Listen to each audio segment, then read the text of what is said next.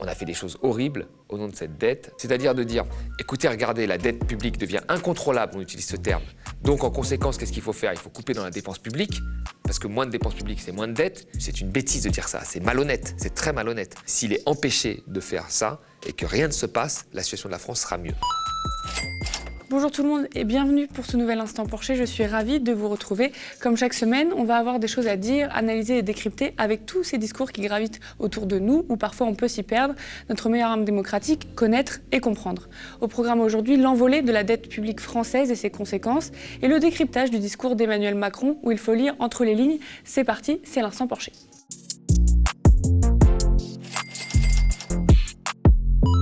L'incontrôlable envolée de la dette publique française a titré Le Figaro la semaine dernière. Que se passe-t-il? Oui, la dette française augmente. Alors, on en entend très souvent parler dans les médias et discours politiques. Vous nous connaissez, on va essayer de tout vous expliquer ici. À fin mars, la dette atteignait 2 902 milliards d'euros, un montant en hausse de près de 90 milliards par rapport au trimestre précédent. Selon l'INSEE, la dette représente ainsi 114,5% du PIB. C'était 112,5% fin 2021. Cette forte hausse provient essentiellement de l'augmentation de la dette de l'État, plus 64,8 milliards d'euros, quand celle des administrations de sécurité sociale progressait plus timidement, plus 25,6 milliards d'euros, écrit Le Figaro. La dette publique s'est envolée. Thomas, est-ce que tu peux nous dire davantage sur ce phénomène? Peut-on dire qu'elle est incontrôlable, comme titre Le Figaro? Il faut faire attention au vocabulaire qu'on emploie. Moi, je pense que sur la dette, il faut avoir une analyse plutôt technique que politique. Or, les libéraux, qui se revendiquent toujours de la technique, font une analyse très politique de la dette. Bon, la dette augmente. Très clairement, elle augmente en France, ça c'est indéniable, on est tous d'accord. Maintenant, une dette, si on ne la compare pas aux autres pays, ça ne veut rien dire. Parce que la dette publique augmente dans tous les autres pays. C'est ce qui s'est passé avec le quoi qu'il en coûte qui a été appliqué dans tous les pays. Et même les plans de relance ont été moins forts en France, par exemple, qu'en Allemagne ou qu'aux États-Unis. Où est-ce qu'on en est? Alors, si on compare que la France à l'Allemagne, quand même le faire les libéraux, c'est clair, l'Allemagne a une dette beaucoup plus faible. Et là, il y a un problème. Alors, on peut rajouter aussi l'Estonie, la Bulgarie, qui ont des dettes extrêmement faibles. Et là, on peut dire, ah oui, la France a un problème, regardez. Maintenant, quand on élargit le panel, parce qu'il n'y a pas que l'Allemagne dans le monde, qu'on prend un pays comme les États-Unis, pays plutôt à économie libérale, bon, la dette, en pourcentage de PIB, est plus élevée qu'en France.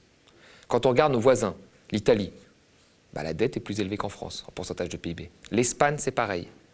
Donc, dire que la dette est incontrôlable sans regarder les voisins, c'est faux. Vous voyez. Et puis après, il faut voir l'évolution de la dette. Je rappelle quand même que, par exemple, dans la décennie précédente, enfin dans la décennie 2007-2016, avant Macron, où on nous disait pareil, quand Macron est arrivé au pouvoir, il nous disait attention, la dette, elle devient incontrôlable pour les générations futures, il faut la contrôler, etc. Notre dette avait augmenté moins vite qu'au Royaume-Uni, qu'aux États-Unis et qu'au Japon. Ça veut dire que notre dette était plus sous contrôle que ces trois pays-là. Ça n'a pas empêché Macron de faire des coupes comme on n'avait jamais vu sur l'hôpital, à Hollande de faire des coupes comme on n'avait jamais vu sur les collectivités locales, au nom justement de cette sacro-sainte dette qu'il fallait garder sous contrôle. Donc là, pareil, les dettes ont augmenté partout. Il faut regarder ça de manière technique. Je ne dis pas qu'il ne faut pas regarder et dépenser, je ne dis pas que ça n'existe pas. Je dis qu'il faut regarder ça de manière technique, mais jusqu'à aujourd'hui, on ne peut pas utiliser le terme incontrôlable. Ça augmente partout, il faut surveiller ça, mais il faut arrêter d'agiter ce chiffon parce qu'on sait ce qu'il y a derrière. Derrière, il y a une volonté de casser, de couper la dépense publique et de casser le service public. C'est ça ce qu'il y a derrière. Mais pour l'instant, il faut le regarder de manière technique, sans faire de politique. Et Le Figaro, là, a fait de la politique sur la dette, clairement. Les taux d'intérêt aussi, ils sont en train d'augmenter. On est aussi en période de forte inflation. Que peut-il se passer? Quels risques, là, se dessinent un peu devant nous? Alors, pareil, les taux d'intérêt, il faut les observer. Je ne dis pas qu'il faut faire comme si ça n'existait pas, il faut les observer. Mais quand on les observe, déjà, on voit que depuis 2011, la charge de la dette en pourcentage de PIB, elle diminue. C'est-à-dire que notre coût de la dette diminue depuis 2011. Alors que depuis 2011, on nous agite, ça va remonter, ça n'a fait que diminuer. Donc là, ça remonte un petit peu, mais ça n'a fait que diminuer. Quand on regarde par rapport aux années 90, où il y avait plutôt des politiques libérales qui étaient mises en place, c'était le tournant un petit peu libéral, la charge de la dette, elle augmentait. Et à l'époque, on disait, c'est pas très grave puisqu'on mettait en place des politiques libérales. Vous savez, quand on met des politiques libérales que ça augmente, il n'y a pas de problème. Et la charge de la dette augmentait. Et aujourd'hui, on a certes des taux d'intérêt qui augmentent, mais qui sont largement en dessous de ceux des années 90. Donc pareil, ce que ça augmente un petit peu, c'est pas très grave puisque ça n'a fait que descendre depuis 2011. Ce n'est pas très grave. Après, il ne faut pas que ça devienne incontrôlable parce qu'effectivement, si on passe à des taux d'intérêt très élevés, ce serait problématique. Donc il faut observer ça avec intelligence. Mais encore une fois, pas scruter les moindres variations et dès que ça augmente un peu, agiter ce chiffon en disant vous allez voir, vous allez être punis, parce que c'est ce que font les libéraux et derrière, en fait, ils le font de manière à géométrie variable, je veux dire. Ils le font que quand il s'agit de casser le service public ou quand il s'agit d'avoir d'autres ressources, ça, ils le font jamais. Alors, le problème de la dette, on l'entend constamment dans le débat public, notamment de la part des néolibéraux et libéraux, pour justifier des réformes. Qu'en penses-tu? Est-ce que c'est le problème à résoudre en ce moment-là, celui de la dette? Mais non, c'est pas le problème à résoudre. C'est pour ça que moi je dis qu'il faut garder une analyse technique. On l'observe, on regarde, on fait attention, parce que ça peut effectivement prendre une tournure parfois dramatique. Ce n'est pas le cas depuis 2011. Or, depuis 2011, les gens nous disent tous les ans que ça va être dramatique. C'est pour ça qu'on doit faire des économies sur l'hôpital, c'est pour ça qu'on doit faire des économies sur les collectivités locales, c'est pour ça qu'on doit faire des économies de 5 euros sur les APL, parce qu'il faut faire attention à la dépense publique par rapport à la dette. On a fait des choses horribles au nom de cette dette, alors qu'on pouvait, et même des économistes libéraux comme Blanchard disaient finalement qu'un peu plus de déficit ne changerait rien au taux d'intérêt. C'est ça à la fin. C'est-à-dire que tout le monde rejoignait ce que beaucoup d'hétérodoxes avaient dit au départ. Donc ça ne veut pas dire être fou et faire n'importe quoi, ça veut dire avoir une analyse pragmatique. Or là, ce que font les libéraux et ce qu'a fait le Figaro, c'est de la politique. C'est-à-dire de dire, écoutez, regardez, la dette publique devient incontrôlable, on utilise ce terme. Donc en conséquence, qu'est-ce qu'il faut faire? Il faut couper dans la dépense publique. Parce que moins de dépenses publiques, c'est moins de dettes, ce qui est parfaitement faux, parce que la dépense publique des États-Unis, c'est quoi? C'est 38% avant crise, 38% du PIB. Nous, c'était 57%, ils ont une dette plus élevée que nous. D'accord? Le Japon, une dépense publique plus faible que la nôtre, ils ont une dette plus élevée. Donc la dépense publique, l'Italie, l'Espagne ont une dépense publique plus faible que nous, ils ont une dette plus élevée. Donc il n'y a pas de lien entre la dépense publique et la dette publique. Et l'exemple grec, nous l'avons vu à 2 heures de vol sous nos yeux, que quand on coupait la dépense publique, il y avait une telle chute du PIB que ça entraînait en fait une augmentation de la dette en pourcentage de PIB, ça a été vu et appliqué en Grèce. Et pourtant, les gens, ils continuent à te dire la même chose. Donc, il faut faire des économies. Et quand on fait des économies sur la dépense publique, c'est quoi? C'est les services publics, c'est-à-dire les fonctionnaires, les administrations publiques, donc moins de moyens à l'hôpital, moins de moyens aux écoles, moins d'enseignants statutaires et ainsi de suite. Et c'est les prestations sociales, c'est-à-dire moins de retraites, moins de dépenses santé, moins de dépenses sociales. Donc voilà où on en est. Donc les gens veulent faire ces économies-là. Mais ça ne dérange personne qu'on ait fait 10 milliards d'économies sur la baisse des impôts de production, dans le plan de relance, à 10 milliards d'économies, alors que normalement les rentrées budgétaires, rentrées fiscales permettent de rembourser la dette. Ça n'a dérangé personne qu'on fasse 20 milliards d'économies sur les plus riches et sur les entreprises en 2018 sous Macron, ça n'a pas dérangé non plus Macron. Pourtant tout ça c'est des chutes de rentrées fiscales qui empêchent de rembourser la dette.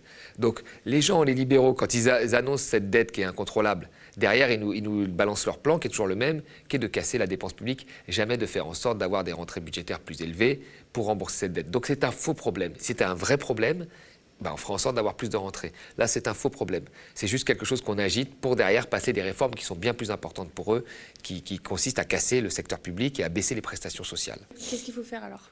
Rien. Ce qu'il ne faut surtout pas faire, c'est ce qu'on a fait en 2011, c'est-à-dire faire une espèce de tournant austéritaire qui fait qu'on a, en voulant compresser trop rapidement les dépenses publiques en période de crise, on fait une politique pro-cyclique, ce qui veut dire qu'on transforme, on accélère la récession. Là, il ne faut surtout pas faire ça. Et pourtant, c'est ce qui risque d'être fait, à mon avis. Là, pour des raisons politiques, on en parlera après, tout ce programme est retardé. Mais quand on voit ce que disait Bruno Le Maire, quand on voit ce que disait Macron, et il a encore redit dans son discours, le but, c'est de faire des économies sur la dépense publique. Ce qui, dans la période que nous vivons, pourrait être catastrophique sur l'activité économique. Ça, nous le savons tous. C'est surtout ce qu'il ne faut pas faire. Et puis après, sur la dette, sur les taux d'intérêt, la seule chose qu'il faut faire, c'est surveiller l'évolution, la surveiller en comparaison d'autres pays, parce qu'on fait partie d'un des pays les plus sûrs au monde. Les investisseurs aiment notre dette, il faut le rappeler. Alors bien sûr, si elle commence à devenir incontrôlable, ils l'aimeront moins. Ils iront acheter de la dette allemande, qu'ils achètent déjà beaucoup, mais aussi peut-être espagnole, italienne ou autre. Mais pour l'instant, ils l'achètent encore beaucoup. Donc il faut vérifier que l'évolution est conforme aux autres dettes, parce que tout ça est relatif. Regarder les taux d'intérêt, voilà, par rapport à leur évolution un peu sur des temps un peu plus longs aussi. Et puis c'est tout. Voilà, et ne pas s'affoler. Agiter ce chiffon aujourd'hui, c'est avoir derrière une stratégie politique. Mais pour l'instant, c'est ce qu'il faut faire. Donc il faut rester technique et pas politique. Et les libéraux font plus de politique sur ce thème-là, tout en disant toujours qu'eux, ils sont techniques et que les autres sont dans le rêve et dans l'utopisme, ce qui est faux. Françaises, Français, mes chers compatriotes, le 24 avril, vous m'avez renouvelé votre confiance en m'élisant président de la République. Vous l'avez fait sur le fondement d'un projet clair et en me donnant une légitimité claire. Les 12 et 19 juin dernier, vous avez voté pour vos députés et élire notre Assemblée nationale. Je veux ici féliciter les parlementaires ayant emporté vos suffrages et j'ai aussi une pensée pour les députés sortants battus. Prendre acte, c'est décidément le mot d'ordre gouvernemental après ces résultats historiques des élections législatives. Emmanuel Macron s'est exprimé mercredi dernier par une allocution officielle à la télé. Nous devons collectivement apprendre à gouverner et légiférer différemment, dit-il. Le chef de l'État parle de compromis, d'accords, de trouver une majorité plus large, convaincu de la nécessité du dépassement politique depuis le premier jour, je cite. L'Union nationale, par contre, est exclue. Autre aspect évoqué, la clarté et responsabilité du projet que le gouvernement défend. Emmanuel Macron parle, je cite, d'industrie et d'agriculture puissante, de progrès sociaux dans l'école et la santé à refondre, une planification écologique, de la sécurité et de la justice, sans oublier d'ajouter un projet responsable, crédible et financé. Le président de la République annonce des décisions dès cet été. Comment ? Pas par plus d'impôts ni de dettes, mais par, je cite, des réformes pour créer plus de richesses, plus de travail. Thomas, qu'est-ce que tu as pensé de cette allocution ? Alors, c'était étonnant parce que c'était un discours court, alors qu'on sait que Macron aime bien faire des discours longs. Pendant le Covid, il nous a fait parfois des discours de 30 minutes. Là, c'était un discours très court, 8 minutes, je crois. 8 minutes, en fait, pour dire aux oppositions, écoutez, moi, j'y suis pour rien. J'ai été élu démocratiquement sur un projet clair, il l'a dit. J'ai un programme. Maintenant, la balle est dans votre camp.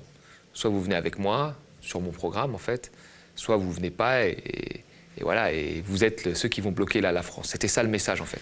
Donc moi, je pars, un peu après, je pars, et puis je vous laisse, et puis quand je reviens, je veux que tout soit en ordre. C'était un peu ça le message. Donc moi, j'ai vu un Macron tel qu'il est, fidèle à lui-même, c'est-à-dire assez arrogant, pensant qu'il a été élu sur un programme, alors qu'il a été élu vraiment sur une stratégie politique qu'il a mis en place depuis 2017. Donc, il n'y a rien à redire, il est fidèle à lui-même, quoi. Fidèle à lui-même. Justement, tu le dis, il commence le discours, c'est ses premiers mots. Le 24 avril, vous m'avez renouvelé votre confiance en m'élisant président de la République. Vous l'avez fait sur le fondement d'un projet clair. Première phrase du discours. Qu'est-ce que tu en penses ? Il n'a fait que dire ça, en fait, depuis qu'il est élu. Moi, je me souviens en 2017, il a fait quand même c'était 65% face au FN, ce qui n'est pas un score de dingue.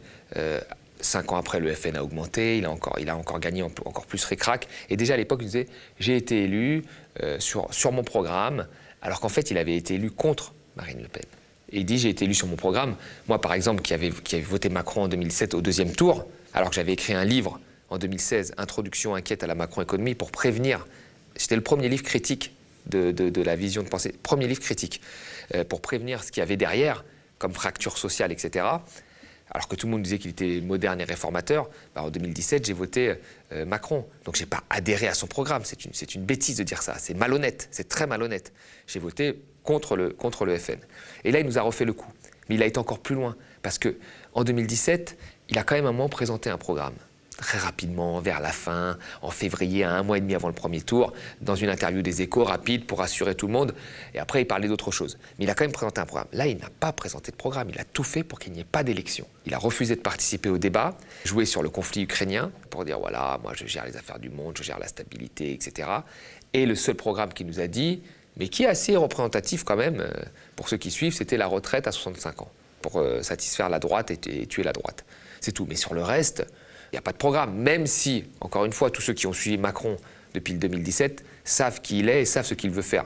Et le programme qu'il veut faire et qu'il va mettre en place assez rapidement, à un moment, c'est un programme, et il en a parlé, d'équilibre budgétaire et de réforme structurelle. Donc ce qui reste à réformer, c'est les retraites. Il n'y a pas grand-chose à réformer parce qu'il a tellement réformé de choses déjà qu'on sait à peu près où il va en venir. Mais il n'a pas été élu sur un projet clair. Le projet n'a pas été énoncé, même si on sait ce qu'il est, et il a tout fait pour ne pas discuter de son projet, justement, et pour éviter qu'il y ait une élection. Et il a fait la même chose pour les législatives. Ça a moins bien marché, et ça doit l'embêter. Financer les nouvelles décisions, je cite, par des réformes pour créer plus de richesses, plus de travail, sans toucher ni aux impôts ni à la dette. Sa vision, elle est quand même plutôt claire quand on lit entre les lignes. Est-ce que tu peux nous expliquer un peu ? Ça veut dire qu'il n'y aura pas d'investissement dans les services publics, grosso modo c'est ça, puisque dans la tête de Macron, dépenses publiques égale dette publique. Il est toujours sur les mêmes solutions, réorganisation, enfin toutes ces solutions un peu du new management public, qui fait que le public ne fonctionne pas parce qu'il y a moins de moyens, il fonctionne parce qu'il est mal organisé. Donc il faut le réorganiser, etc., sans lui donner plus de moyens, parce qu'on lui en donne déjà trop. C'est après ça l'histoire. Or, tous les gens de terrain de la base, les enseignants, les infirmières, tout ça, depuis le début, ce qu'ils demandent, c'est plus de moyens de personnel. Voilà, ils le disent. Il y a peut-être des problèmes d'organisation, c'est sûr, mais il y a un problème de moyens de personnel. Deuxièmement, il ne veut pas faire plus d'impôts, mais il va baisser les impôts. Il va baisser les impôts. Donc ça veut dire quoi ? Ça veut dire que si tu baisses les impôts et que tu ne donnes pas plus de moyens aux services publics, ce que tu vas donner en baisse d'impôts, tu vas aller devoir le couper, le chercher en économie ailleurs. Donc il va y avoir encore des économies sur certains secteurs, peut-être au ministère de l'écologie, puisque c'était le deuxième là où il y avait le plus d'économies avant, peut-être à Bercy, qui doit lutter contre l'évasion fiscale. Enfin, il va y avoir un certain nombre d'économies. Et puis après, c'est les réformes structurelles qu'il a promis à Bruxelles en échange du plan de relance. Alors les réformes structurelles, c'est quoi? C'est des réformes sur l'assurance maladie qui vont être faites, des réformes sur l'assurance chômage qui ont déjà été faites, mais peut-être qu'ils vont aller plus loin, les retraites, qui sont un gros montant quand même, 300 milliards. Là, on peut réformer là-dessus pour faire des économies, et puis les aides sociales. Donc voilà, c'est là qu'il va taper. Donc il va taper sur l'État social, en fait. Il va taper là-dessus. Donc là, il confirme, moi, ce que je pense, c'est que là, bon, on est dans une semi-crise politique, donc il doit encore faire quelques chèques, mais très rapidement, s'il gagne cette crise politique, c'est des budgets qui vont être assez austéritaires et qui vont passer facilement, comme on l'a dit, parce que la droite va les voter, et même je suis persuadé que le RN les votera, parce que le RN n'aime pas le service public. Emmanuel Macron, il dit vouloir faire avancer le pays, il a redit son projet en une phrase, comme je l'ai dit en intro tout à l'heure. Qu'est-ce que ça t'évoque? Moi, je pense que s'il ne faisait rien, la situation serait mieux. Quand il dit faire avancer le pays, c'est-à-dire passer des réformes, assainir les budgets selon lui, mais qui ne s'assainissent pas. Parce que quand on regarde Macron de 2017 à aujourd'hui, certes, il y a eu la crise sanitaire, etc., mais il a fait des budgets très austéritaires, qu'on fait des économies à l'hôpital, il a fait des baisses d'impôts, mais ça n'a pas eu les effets qu'il avait promis en termes de création d'emplois, etc. On en est très loin. Donc il a fait des cadeaux à une certaine partie de la population. En fait, le mec, il dit qu'il va continuer ça en attaquant les retraites et les aides sociales. Moi, je pense que s'il est empêché de faire ça et que rien ne se passe, la situation de la France sera mieux. Alors, elle ne s'améliorera pas, elle sera mieux que s'il fait ses réformes. Si on veut améliorer la France, il faut un programme de relance, un programme industriel, relocalisation de l'emploi, de remise à niveau des services publics. Voilà, mais ça, on n'aurait pu le faire que s'il y avait, notamment la NUPES qui défendait ça, au pouvoir. Ce n'est pas le cas. Donc là, les choses étant ce qu'elles sont, il vaut mieux, moi je pense que Macron soit empêché et que rien ne se passe, plutôt qu'il puisse faire son programme qui ne fait pas avancer la France en fait, pas du tout. Alors c'est tombé hier matin, un futur projet de loi se dessine chez Bruno Le Maire et chez Emmanuel Macron, le projet de loi pouvoir d'achat. Concrètement, selon les premières infos de 20 minutes, il propose une augmentation de 4% des prestations sociales et d'ouvrir un dispositif d'intéressement par l'employeur pour reverser aux salariés. Qu'est-ce que tu en penses? C'est très bien que les prestations sociales suivent l'inflation. Ce n'était pas le cas avant. C'est-à-dire que là, il y a encore quelques temps, là, ils les ont augmentés d'1%. Là, ils les augmentent de 4%.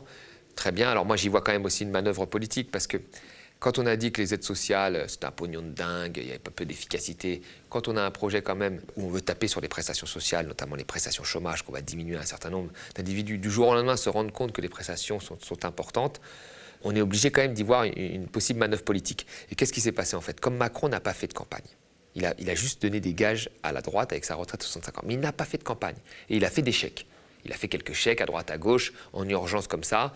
Beaucoup avant le premier tour et puis beaucoup aux législatives. Là, voilà. Mais il n'a pas vraiment fait. Il ne nous a pas dit qu'est-ce qu'il allait faire pour le pouvoir d'achat. On ne sait pas ce qu'il va faire pour le pouvoir d'achat. Là, on le découvre ce matin. Il va faire ça, c'est très bien. Mais on ne savait pas. Ce n'était pas dans son programme. Pourquoi il attaque le pouvoir d'achat? Tout simplement parce que là, bon, c'est très difficile pour lui de gouverner maintenant. Donc il faut décrédibiliser les deux oppositions majeures. Les deux oppositions majeures, c'est la NUPES et le RN. Il faut les décrédibiliser. Marine Le Pen a fait son programme en partie pour contrebalancer Zemmour sur le pouvoir d'achat. Elle a fait un programme qu'elle a intitulé sur le pouvoir d'achat, qu'on a critiqué ici par ailleurs. Mélenchon aussi avait des grosses mesures sur le pouvoir d'achat. Le SMIC à 1500 et ainsi de suite. Donc on a deux groupes politiques qui représentent deux blocs dans la France, deux blocs politiques, qui ont fait leur campagne sur le pouvoir d'achat. Comment tu fais pour décrédibiliser ces blocs qui sont à l'Assemblée et qui ont envie de tout bloquer, d'être contre Macron? Tu fais une loi sur le pouvoir d'achat et tu dis j'augmente les prestations à 4%. S'ils votent contre les autres.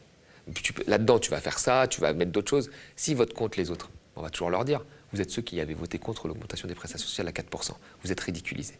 Et si vous votez pour, les choses avancent, vous voyez. Les oppositions ne sont pas vraiment des oppositions, elles sont soumises et ainsi de suite. Donc c'est pour moi une manœuvre politique. Alors bien sûr, c'est profitable. Moi, je suis très content. Ceux qui vont voir leurs 4%, c'est ce qu'on demande depuis longtemps. Avant, on disait que ce n'est pas possible, mais ce qu'on demande, c'est possible. D'accord? Donc, je suis très content. Mais politiquement, là, il va y avoir une vraie stratégie qui va se mettre en place. Et la position des oppositions va être très difficile parce que voter le programme du pouvoir d'achat de Macron, ça va être voter un package. Dans ce package, il y aura des choses positives comme cela et puis d'autres choses très négatives. Sauf qu'on vous sortira toujours, vous avez refusé ça, vous êtes contre le pouvoir d'achat. En fait, vous êtes contre les Français les plus précaires. Donc ça va être intéressant à suivre. Mais il y a de la manœuvre politique. Macron, il fait que de la politique. Voilà. Donc là, je pense qu'il y a une vraie manœuvre politique pour décrédibiliser les oppositions. Et notamment l'opposition qui sera la plus virulente, qui est l'opposition de NUPES, de gauche. Merci beaucoup d'avoir suivi cet instant Porcher. Et si le média tient, c'est grâce à vous qui avez choisi de soutenir un média indépendant et une information différente. Rendez-vous sur lemediatv.fr/soutien. Nous sommes ravis de décrypter l'actualité avec Thomas et vous chaque semaine. Merci de toujours nous suivre. Merci pour tous vos commentaires et vos pouces en l'air sous la vidéo. Spectateurs, abonnés, donatrices et sociaux, je vous dis à la semaine prochaine. Au mois de mars, le média était au bord du gouffre. Et il s'en est fallu de peu pour qu'il disparaisse. Mais grâce à votre mobilisation, nous avons tenu bon. Merci à vous. Grâce à vous, nous avons pu produire 150 matinales avec 200 invités qui ont réuni près de 30 millions de vues. Nous avons respecté l'engagement du manifeste du média. Malgré nos modestes moyens, nous avons combattu la haine de l'extrême droite, la violence de la Macronie, mais aussi les mensonges des grands médias. Que la manifestation soit déclarée ou non, on a le droit de dire stop, de dire non dans la rue. C'est un droit, c'est légal et voici la réponse. Quand j'entends le mot violence policière, personnellement, je m'étouffe. Je n'ai pas besoin de vérifier que la France soit prête. La France est prête.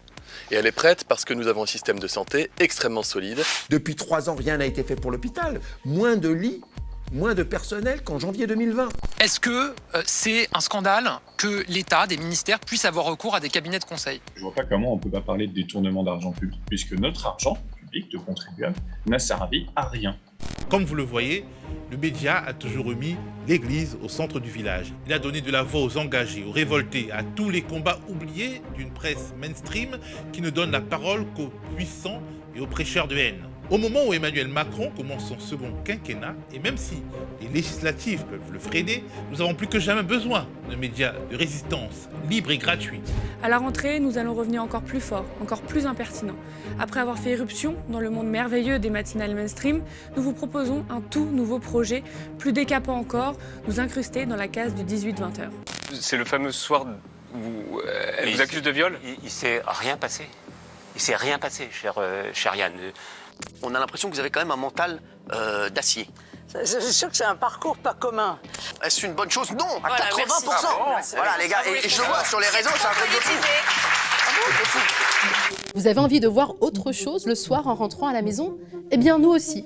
C'est pourquoi nous vous proposerons dès la rentrée une émission à 18h qui s'appellera Toujours debout. Alors non, ce n'est pas une reprise de la chanson de Renaud. Ce n'est pas non plus un hommage à Valérie Pécresse. Debout!